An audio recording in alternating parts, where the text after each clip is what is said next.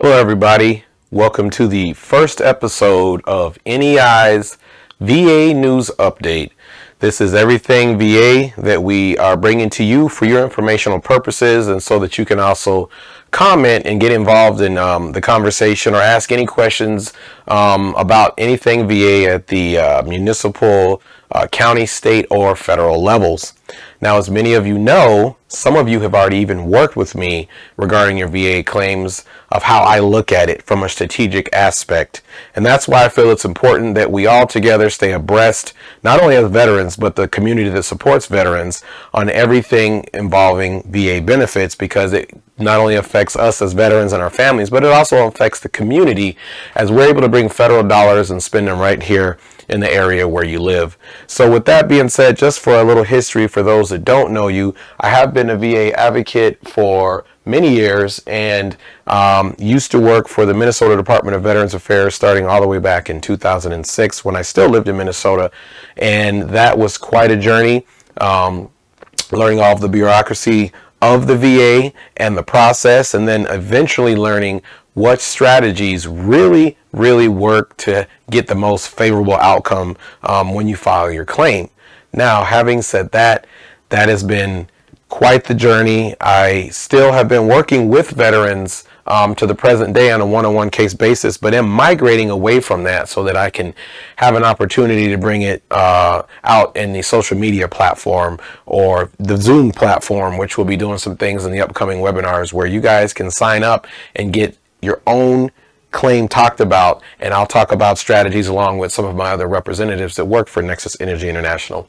But without further ado now, let's jump right into it and get into the VA news. Now, the VA news that we will be covering here on N.E.I's news updates will be regarding the previous week, since that's kind of how they update us with the information. Unless they talk about things that are upcoming, then we'll certainly most definitely talk about that. In the meantime, we will talk about what they've already put on the table. We'll see how that applies to us and if there's any changes and anything that we should be looking out for or actually doing so that we can stay abreast of that. So having said that, last week started March 20th and it proceeded all the way to yesterday, which was March 27th. Today is March 28th, and this is N.E.I's VA News Update. The first story, which I think is an awesome one, has to do with our VA medical records and how they are maintained at the VA medical facilities. Now, the process of them migrating those old records from actual physical records, kind of like what you see in the picture, to digital records has been quite the process, but they've done a great job so far, and that's why we can access our medical records on things like My Healthy Vet, and that if you're filing your claim, the Veterans Benefits Administration is allowed to get those medical records from the Veterans Health Administration. So that is impacting us, and the more that they do to fine-tune that process, not only for the user, but for sharing our information as veterans with the community or other providers, is a key point in progressing towards being able to take care of veterans a little bit better. So I think that that's an awesome move. Moving on to the next snidbit of news here, which I think is awesome. The VA has allocated $1 billion to state veterans' homes and COVID-19 pandemic programs. So essentially what that means is now that the Veterans Affairs, through the budget or with the budget that they already have, they're allocating $1 billion to aid state veterans' homes and ensure that COVID-19 safety procedures are in place to keep our veterans safe. Now, as a former advocate of the Minnesota Department of Veterans Affairs, I was intricately involved in the veterans' homes that were located in the state of Minnesota, and I can most certainly tell you that the more love that those homes get, the better off that we can rest assured that our veterans are being taken care of in those homes. And fortunately, I'm paying quite a bit of attention to it because I may be in the home one day, depending on what my lovely children decide. But if I do end up going to a veterans' homes, you can rest assured I feel very confident and safe that I will be well taken care of. And believe it or not, if you didn't know, some of these veterans' homes actually allow your spouses to domicile with you. So that, hey, that's a perfect thing. You both are getting taken care of, but you don't miss a beat with each other. So that's an awesome thing. Well, I'll keep you abreast of that. And if anything changes with that, or they have more information about what great programs that they're doing at the veterans homes on a national level, I will definitely update you with that. The next bit of news is absolutely exciting, and this has to do with the Saves Lives Act that was signed in on March 24th by President Biden and his administration. Now, the Saves Lives Act allows the VA to soon provide COVID-19 vaccinations to all veterans and their spouses and some caregivers that are taking care of veterans. And that's huge, because right now, with the way things are in this COVID climate, we don't know who has access to what. So this is an awesome thing that's been done, that is being done for the veterans community, because it is also allowing our spouses to get that shot, or those caregivers that are taking care of us as veterans. I think this is an amazing thing.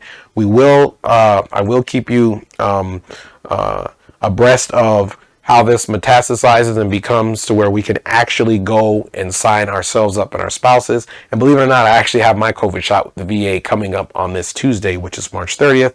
I'll let you know how that goes. But so that's a great bit of information that we need to, make sure that we're watching out for, because right now it's still in the planning to execute phase, but we want to make sure that we know when it's in the execution phase and what you should do and what numbers you should call to find out what you can do to get your spouse a COVID-19 shot as well as yourself. And that's, an amazing thing. And finally, the story that is very near and dear to me, since I am a veteran that is service connected for post-traumatic stress disorder. The VA is planning to strengthen PTSD claims process training, which that's important, that our folks working on our claims at VA regional offices have better training and understanding of what it takes to adjudicate a post-traumatic stress disorder claim. PTSD in itself is inclusive of things like anxiety, depression, hypervigilance, OCD, things like that. So the more knowledge that the reps have regarding PTSD claims, the easier it will be for veterans to identify stressors from in-service traumas, as well as other symptoms that can be seen in our medical records as markers. And we'll talk about some of these things with our VA news updates. And I definitely talk about identifying markers and other things in your medical records that identify that you were suffering from something that you're trying to build an evidentiary case on. So for now, we can rest assured that the VA is doing the best that it can do in order to train its staff that it's adjudicating these claims, because PTSD not only comes from trauma served in combat, but PTSD comes from many traumas that veterans can incur as a result of anything in their military service, whether they're here in the United States or whether they're abroad serving. So guys, for now, that is the VA news for the week prior. If you guys want to know exactly how you can find out this information that I'm bringing to you, I get it right from the horse's mouth, which I'm a strong believer in getting things directly from the horse's mouth and taking out any body or anything that can skew the message. So here you can simply go to va.gov and search up the Office of Public and Intergovernmental Affairs and see the news that I am reporting to you right now. And you can click on and read more about the article. But in lieu of that, if you just stay tuned in here once a week, more than likely on Sundays, I will be doing the N.E.I. VA news update for your convenience, and so that we can have a conversation about it if you have any questions about the news or any of the tips or strategies or information that I am presenting here. If you have questions, please, that's why I'm doing this. This is absolutely the platform in order for us to discuss it. Even if you're not commenting right now on the live feed, you can most certainly ask questions after you've seen this broadcast. So with that, folks, I think we have covered this week's information, and am a strong believer that, it's not just one update during the week. This is just the, update that's tangible for everybody, but this will be our platform that we can update each other using this stream and this live broadcast, because it will be recorded, and we can continue to make comments until the next update. And that's kind of how I see it working. Here from the news desk in the N.E.I studios, again, I'm your host, Andre Sanchez. This is N.E.I's VA News Update. I hope you all are well, and stay tuned for some other upcoming things that you will see right here from N.E.I studios. Until then, take care and God bless.